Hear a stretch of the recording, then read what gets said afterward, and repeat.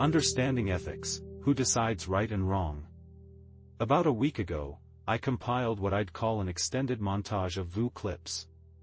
VU was an intriguing social media platform where users would record clips, typically up to 2 minutes long, usually via their webcams. Some users got more creative and would respond to questions or comments from other VU members. Over time, the platform grew significantly, attracting a large user base. However, it eventually shut down. Before closing, they offered all users the option to retrieve their footage, which I've been organizing lately. This latest video features 10 VU clips, all centered around ethics and broader, general ethical issues. I have enough material to create several more videos on ethics, which I plan to edit and release over the next couple of weeks. So, if you're interested in this topic, stay tuned.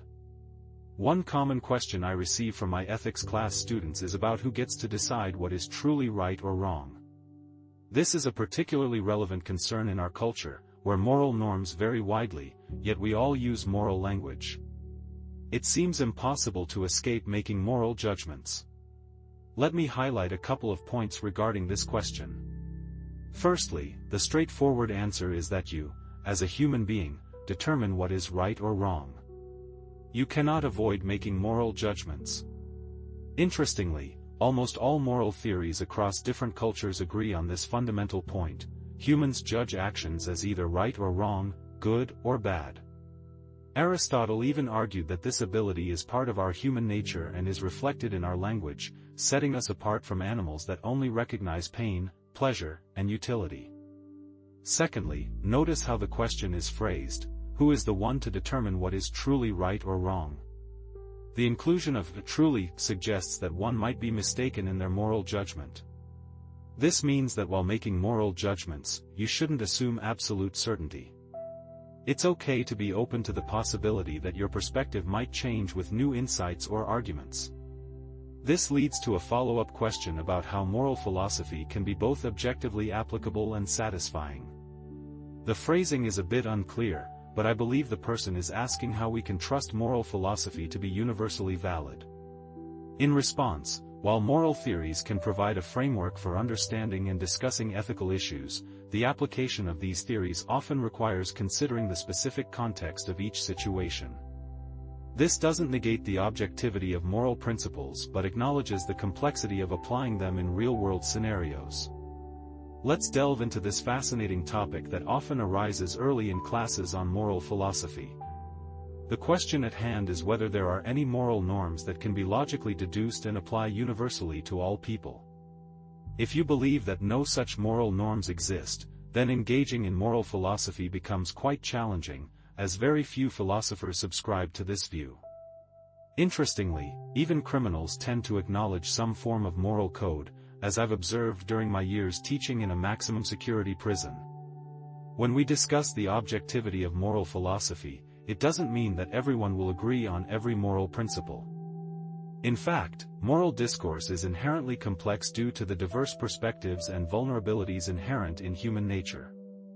People often hold mistaken views, which makes universal agreement elusive.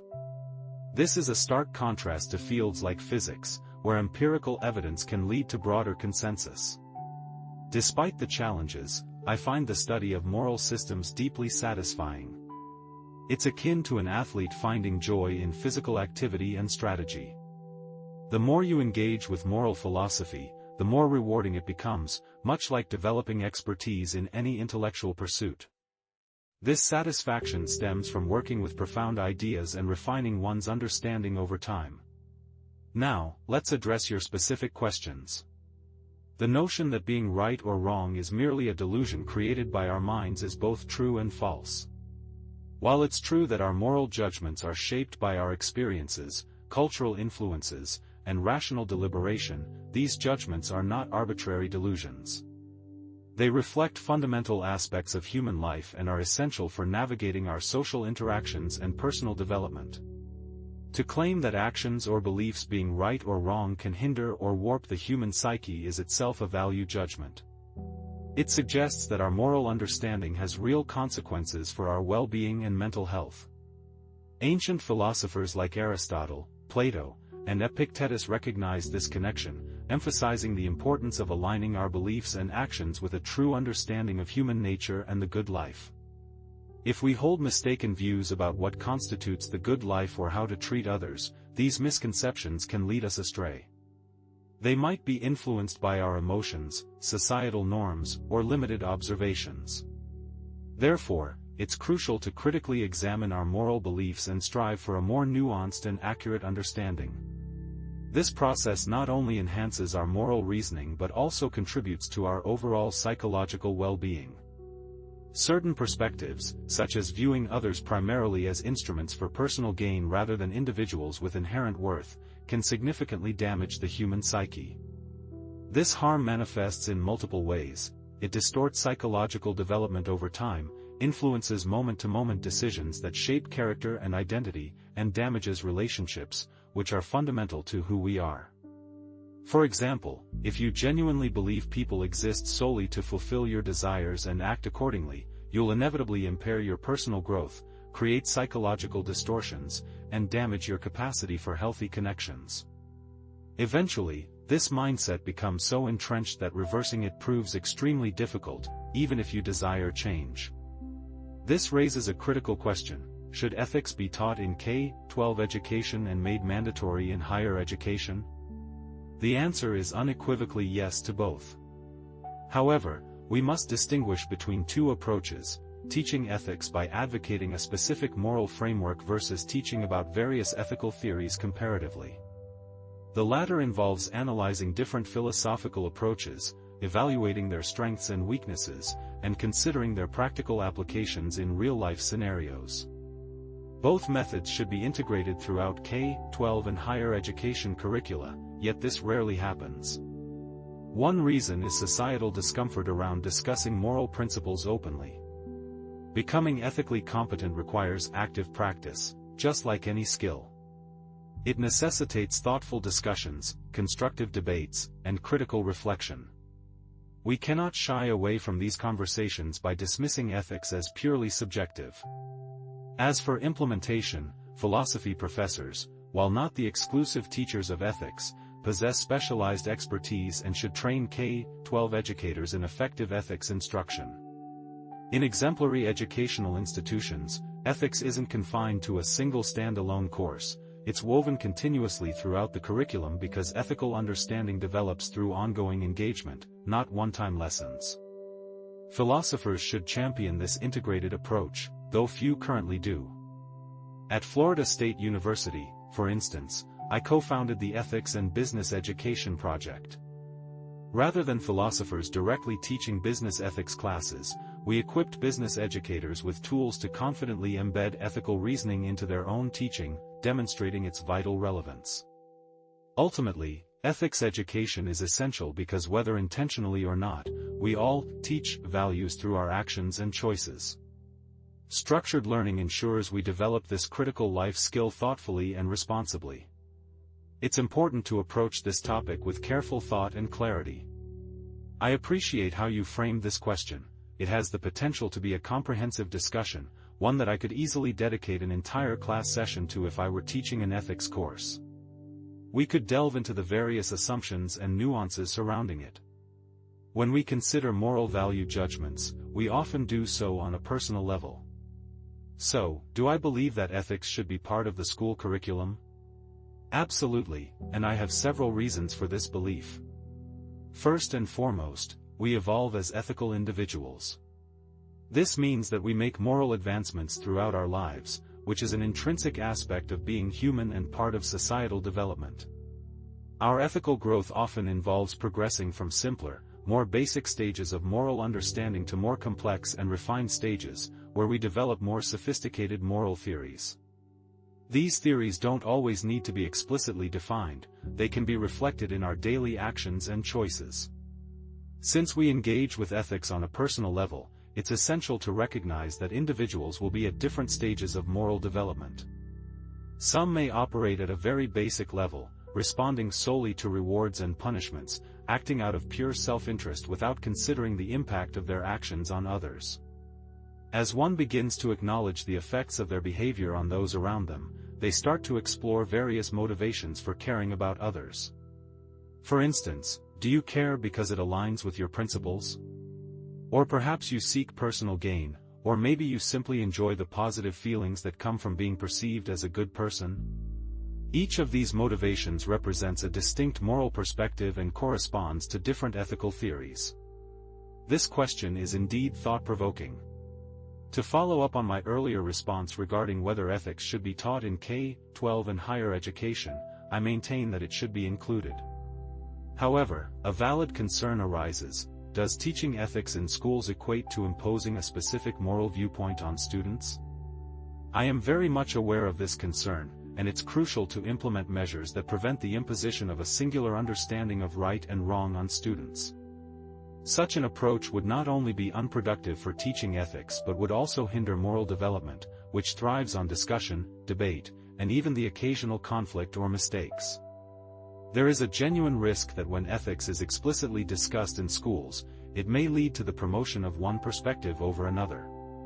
Conversely, it's evident that if ethics is not addressed in the classroom, it doesn't mean that students are free from ethical influences. Rather, they are likely absorbing a poorly constructed version of ethics. Students will form their own ideas about right and wrong, regardless of whether we intend for them to do so. Therefore, I believe it's essential to differentiate between teaching a specific ethical framework, such as the fundamental principle of not harming one another, which is indeed an ethical guideline, and providing students with a broader understanding of various ethical perspectives, including their strengths and weaknesses.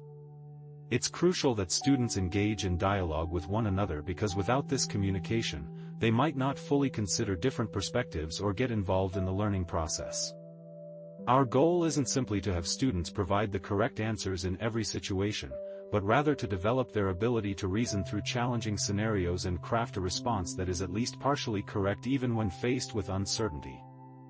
This is a skill that can and should be cultivated within the school environment. There are several intricate questions embedded within this topic that I won't be able to cover comprehensively in just 2 minutes. In light of this, I've recognized the need to follow the example set by other viewers by recording discussions and providing my thoughts on some of these questions on my YouTube channel. My next video will focus on matters such as objectivity in teaching ethics and the balance between imparting ethical values versus enforcing personal moral views. I plan to outline some key points and give partial answers to these questions. For instance, when we ask whether philosophy is objective and logical, the answer is both yes and no. When we refer to something as logical, not every philosopher agrees on what that term actually means. Historically, philosophy includes the study of formal logic, which is rather basic and doesn't always contribute deeply to substantive understanding. Once we move into more complex, substantive forms of logic, debates arise and the discussion becomes less about absolute objectivity. Some philosophers even dismiss the idea that anything beyond formal logic qualifies as logic. Meanwhile, other schools of thought in philosophy argue that while philosophy strives for objectivity, objectivity isn't the sole measure of value. There are entire branches that highlight the importance of subjectivity, what Paul Rickard described as a good subjectivity. In the case of existentialism, for example, personal, subjective perspectives are seen as fundamentally important. Another issue that often comes up is whether a professor can impose their own moral values on students. I'd argue that a professor ought not to force their personal morality on their students, as teaching should involve facilitating independent thought rather than dictating a specific moral standpoint. It's important to distinguish between a professor strictly teaching a subject and one who might be integrating their personal beliefs into the material. Interestingly, my discussion was prompted partly by being directed to Tony Flood's website, although it wasn't necessarily because of his work overall, but rather to discuss Clifford's well-known essay, The Ethics of Belief. This essay is available on many platforms, not just Flood's site. Initially, I explored his site, and while I recognized his name from conferences, I hadn't reviewed his online content before. It turns out that Tony Flood and I share a number of interests and even admire some of the same influential figures, such as Norris Clark, the personalist philosopher Thomas, Eric Vigeland, Ernst Cassirer, and Lord Acton. However, Tony also places a strong emphasis on processed theologians, a topic I find myself uninterested in, and on Lonergan, whom I struggle to take very seriously. In regard to Clifford's ethics of belief, my perspective is that Clifford is mistaken, albeit in interesting ways. While there are points on which I agree, there remain several aspects of his argument that I find problematic. This multifaceted discussion invites further exploration, and I look forward to sharing more detailed thoughts in my upcoming recordings. There is a significant flaw in the emphasis placed on the ideas presented by William James regarding his critique of Clifford. I firmly believe that adhering strictly to Clifford's beliefs would not only hinder our ability to accomplish anything but also reveal a lack of self-awareness in his own ethical framework concerning belief. This inconsistency is problematic, but it goes even deeper. If we do not actively engage ourselves in experimentation and exploration, we will miss out on the opportunity to develop a solid foundation for many beliefs that we could later justify with strong reasoning, provided we are willing to take risks and step outside our comfort zones. This topic is so intriguing that I feel compelled to delve deeper into it. I might consider writing a more extensive piece on this subject, perhaps for Virtue Ethics Digest or during one of my Chalk and Talk sessions with Dr. Sadler. It raises a crucial question: when do we have the chance to apply virtue ethics in our everyday lives? To understand this, we need to reflect on what it truly means to practice virtue ethics. We cultivate virtue by engaging in actions that align with virtuous principles. At the outset, we may not possess virtue itself, but we strive to act in ways that a virtuous individual would. We look to virtuous role models and endeavor to measure up to their standards. In our daily lives, as ordinary individuals, borrowing a phrase from Alasdair MacIntyre, we often encounter our greatest opportunities to practice virtue during moments of temptation and annoyance. This perspective may be influenced by my personal experiences, but consider the nature of virtues. They are habits that emerge from consistent choices, ultimately becoming integral to our character. Our vices and virtues guide us in making sound decisions, steering us toward the right actions at the appropriate times, and shaping our emotional responses to various situations. So, when do these moments arise most frequently? They often occur when we face temptations, those instances when we feel drawn to pursue something we know, at least on some level, we should probably avoid. Additionally, annoyance plays a significant role here, as many virtues relate to qualities such as patience and the ability to manage anger. These situations challenge us to maintain control over our impulses, and I believe there is much more to explore on this topic.